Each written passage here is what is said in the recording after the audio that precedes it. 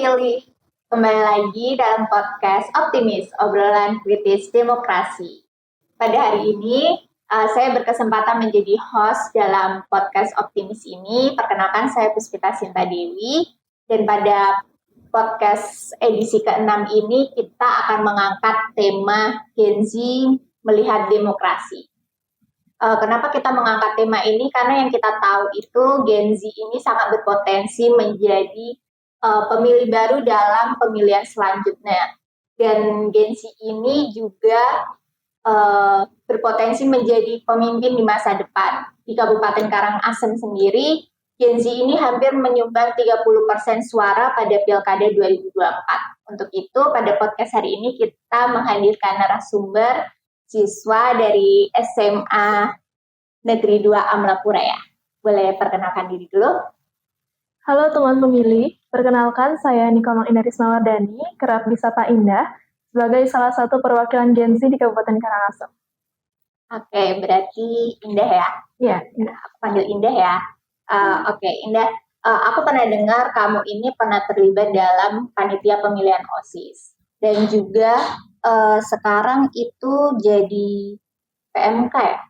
MPK ya? Iya. Mungkin boleh ceritain dikit nggak sih dari keterlibatan kamu dalam panitia pemilihan OSIS?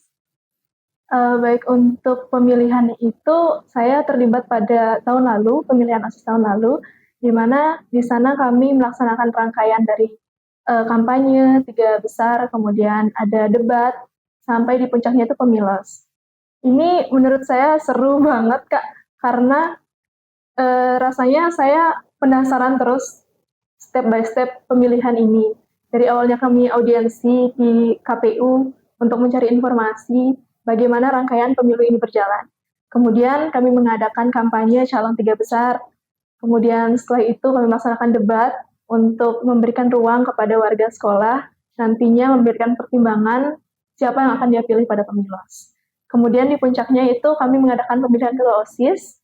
Itu kami mengajak seluruh warga sekolah, termasuk guru-guru juga terlibat untuk memilih ketua OSIS. Kalau boleh tahu, kalau pemilihan ketua OSIS ini dari awal sampai ke pemilihan ketua OSIS itu waktunya tuh berapa lama? Kurang lebih 2 minggu, diambil dari pertengahan Oktober waktu itu. Oh, pertengahan Oktober ya. Terus kalau untuk MPK itu tuh apa sih kalau boleh tahu? Soalnya kalau dari aku sendiri, dari sekolah aku sendiri tuh, aku nggak, di sekolah aku tuh nggak ada MPK tuh. Jadi mungkin bisa kasih tahu apa sih MPK tuh? Oke, jadi MPK itu kepanjangan dari Majelis Perwakilan Kelas, di mana itu dia tugasnya adalah mengevaluasi dan juga memantau kinerja OSIS. Di mana MPK ini terlibat tentang menyaring aspirasi siswa, kemudian aspirasi guru juga, sampai pemilihan ketua OSIS dan calon-calon pengurus OSIS. Oh, berarti gitu. Kalau MPK itu berarti mereka juga akan terlibat dalam pemilihan ketua OSIS itu juga? Ya, MPK akan menjadi panitia di dalamnya. Oh. Sekaligus pemilih juga pada saat itu. Oh, oke. Terus dari kamu sendiri nih, menurut kamu pemilihan ketua OSIS di sekolah itu bagian dari latihan demokrasi untuk demokrasi selanjutnya nggak sih? Mungkin kayak hampir sama kayak pemilu. Ya, menurut saya itu penting untuk latihan demokrasi. Karena dari awal saya mengikuti pemilos, mungkin dari kampanye, debat, sampai di puncaknya itu, saya merasa itu benar-benar mirip dengan pemilu yang diadakan oleh KPU, yang lingkupnya lebih luas, seperti kabupaten atau provinsi. Jadi menurut saya itu lebih penting karena itu menjadi bekal bagi siswanya, nantinya akan menjadi pemilih juga pada pemilu berikutnya. Jadi menurut saya itu sangat penting, Kak. Ya berarti itu kayak latihan dalam pemilu gitu ya. Terus kalau dari kamu sendiri nih, kamu udah pernah memilih gitu belum? Udah jadi pemilih? Belum. Kebetulan saya baru 17 tahun ini. Oh, berarti akan jadi pemilih di pemilu selanjutnya ya. Oke. Terus kalau dari kamu sendiri nih, sebelum memilih itu biasanya apa yang kamu lakuin? Mungkin bisa dari pengalaman kamu sebagai, pasti pernah dong memilih ketua OSIS dalam SMA. Nah, mungkin dari kamu sendiri tuh apa yang biasanya kamu lakukan sebelum kamu tuh memilih, atau kamu meriset dulu, atau berdasarkan, oh saya kenal nih sama orang ini, saya pilih aja, oh saya dekat sama orang ini, saya pilih aja. Menurut kamu gimana? Kalau dari pengalaman saya yang ikut pemilu 2 kali, itu pertama saya riset dulu Kak. Jadi saya cari tahu dulu informasi tentang calon-calonnya. Jadi bukan hanya tentang saya kenal calonnya, tapi apa yang bisa saya berikan. Saya cari tahu dulu tentang prokernya, visi misinya, kemudian track recordnya, latar belakangnya, itu saya cari tahu dulu. Kemudian setelah menganalisis, itu saya membandingkan dari semua calon ini mana sih yang paling berpotensi. Setelah itu baru saya menetapkan pilihan saya dari ketiga calon itu mana yang akan saya coblos pada pemilu. Oke. Berarti kalau debat, kalau kan pasti dalam pemilihan OSIS itu ada debat, itu juga dalam pemilu itu pasti ada debat. Mungkin nggak dari kamu ngeriset awal nih, kan udah riset, terus pas ada debat antara entah itu ketua OSIS atau dalam pemilu itu, bisa nggak sih pandangan kamu berubah dari hasil debatnya mereka? Iya, dari pengalaman saya pernah menyaksikan 2 kali debat di sekolah, itu tentang calonnya. Menurut saya pada saat itu saya udah mantep nih mau pilih siapa dari track recordnya, dari prestasi atau segala macam. Tapi ketika debat ternyata dia lemah di public speaking. Jadi itu jadi pertimbangan lagi yang mana calon yang akan saya pilih. Karena kan public speaking juga penting kan untuk nanti dia berbicara depan masyarakat atau sampai depan siswanya. Jadi pada saat debat itu juga menjadi titik tinggi untuk saya memilih calonnya karena mau menilai public speaking-nya itu kan. Jadi debat itu penting juga ya, selain riset. Terus kalau dalam memilih pimpinan nih atau ketua OSIS, mungkin yang menjadi pertimbangan utama kamu nih, apakah kamu tuh langsung jatuh cinta atau tertarik sama janji manis dari ketua OSIS atau pemilihan, mungkin kan kamu akan menjadi pemilih baru selanjutnya nih. Gimana kalau itu? Kalau tentang janji manis, saya nggak langsung menetapkan hati untuk memilih calon karena perkataan dulu sih Kak. Kan kadang banyak dari kita ketemunya cuma ngomong aja bagus, manis gitu. Tapi nanti pas realisasinya buruk atau sampai mengecewakan. Jadinya selain ucapan yang dia berikan, saya juga menganalisis tentang apa yang sudah dia capai. Kemudian bagaimana dia berinteraksi dengan orang lain.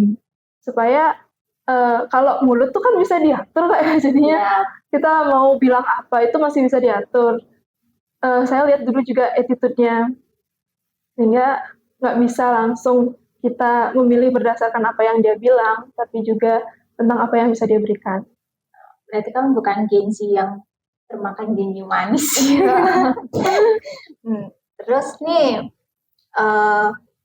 kamu kan anak muda nih, yang kita tahu sendiri tuh ada beberapa sih, nggak semua anak muda, tapi ada beberapa anak muda itu tuh yang apatis terhadap politik kan, apalagi di Indonesia sendiri.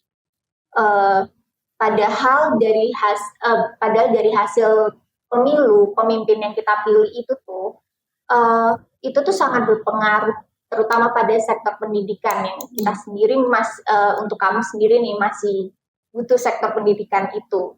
Nah, tanggapan kamu sendiri apa? Gimana? Terkait teman Gen Z yang apatis,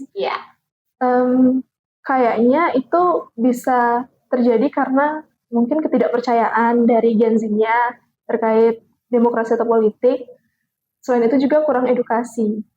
Jadinya dia punya rasa cuek gitu di dalam dirinya karena mikirnya itu nggak berpengaruh ke kehidupan kita gitu. Suara kita juga nggak terlalu didengar. Mikirnya kayak gitu beberapa orang yang apatis ini kan. Jadi menurut saya gimana caranya kita sebagai Gen Z bisa terlibat aktif di demokrasi itu dengan terbuka kepada informasi, khususnya dari KPU yang penyelenggara pemilu, kita harus terbuka tentang informasi yang diberikan terkait tata cara pemilihan, kemudian calon-calonnya, Kemudian dari hasil debat juga harus kita perhatikan. Jadinya sebagai Gen Z ini, sifat apatis ini dapat kita kesampingkan karena kita punya bekal, di mana suara kita ternyata sangat berpengaruh loh pada pemilihannya. Kemudian pada sektor pendidikan juga nantinya kan hasil pemilu ini akan menentukan aturan-aturan atau regulasi pendidikan, Kak, ya. Termasuk fasilitas mungkin atau kurikulum. Jadi karena pentingnya di dunia pendidikan, kita sebagai Gen Z harusnya punya pembekalan, punya bekal dan pemahaman kalau suara kita ini memang penting karena suara kita yang akan menjamin kehidupan kita bermasyarakat, seperti itu. Jadinya kalau misalnya kita merasa apatis, itu kayak sama aja kita ngasih orang lain kesempatan untuk ngatur arah hidup kita. Ya. Kayak gitu lah pikirnya. Kalau dari lingkungan kamu sendiri nih, ada nggak sih teman-teman kamu yang apatis atau yang kayak nggak terlalu peduli gitu sama politik? Nah, terus kalau kamu melihat itu gimana? Cara kamu mungkin menyadarkan mereka atau kayak kamu mengajak mereka untuk nggak apatis terhadap politik, karena itu kan penting juga buat kalian yang pemilih baru untuk kehidupan selanjutnya kan, yang seperti kamu bilang itu. Kalau di lingkungan saya ada sih beberapa yang apatis, kayak nggak terlalu peduli tentang politik, bahkan kayak lepas tangan gitu. Ya. Jadi itu cara saya pendekatan supaya dia bisa lebih punya kepercayaan di politik itu dengan cara membuka ruang diskusi. Jadinya saya sama orang-orang yang apatis ini bisa lebih membuka pola pikir kita terkait pemilu dan juga pengaruh suara kita. Dari teman-teman yang di ruang diskusi juga bakal ngasih perspektif mereka tentang pemilu, kenapa sih dia cuek, kenapa nggak mau memilih gitu. Jadinya kita bisa saling bertukar pikiran di sana. Itu sih Kak caranya. Oke. Terus kamu sebagai generasi muda nih, harapan kamu terutama untuk kamu sebagai pemilih baru, harapan kamu untuk pemilu selanjutnya sebagai pemilih baru, atau untuk pemimpinnya juga bisa, harapan kamu apa? Kalau harapan untuk teman-teman pemilih baru, karena saya juga pemilih baru, mungkin saya berharap semua Gen Z, khususnya di Kabupaten Karangasem, itu bisa berkontribusi aktif dalam pemilu berikutnya. Karena suara kita kan sangat amat berpengaruh pada hasil pemilihan nanti. Karena banyaknya populasi kita di Kabupaten Karangasem. Jadi saya sangat berharap bahwa Gen Z ini bisa berdampak positif pada pemilu. Kemudian saya juga berharap bahwa Gen Z dapat membuka diri untuk menyaring informasi terkait tata cara pemilihan atau calon-calon yang akan dipilih. Itu aja untuk harapan. Terus aku mau tanya nih, pandangan kamu sebagai Gen Z atau bakal sebagai pemilih baru, pandangan kamu terhadap golput itu gimana? Kalau pandangan saya tentang golput, itu balik lagi ke apatis tadi sih Kak. Kan golput itu kayak kurangnya kepercayaan kita sama kurang kesadaran kita untuk memilih pada saat pemilu. Jadi beberapa orang yang golput ini bisa saja memiliki sikap apatis ini dari rasa ketidakpercayaan atau kekurang sadarnya mereka. Menurut saya sifat golput ini harus banget ditekan, apalagi untuk Gen Z, karena populasi kita yang banyak.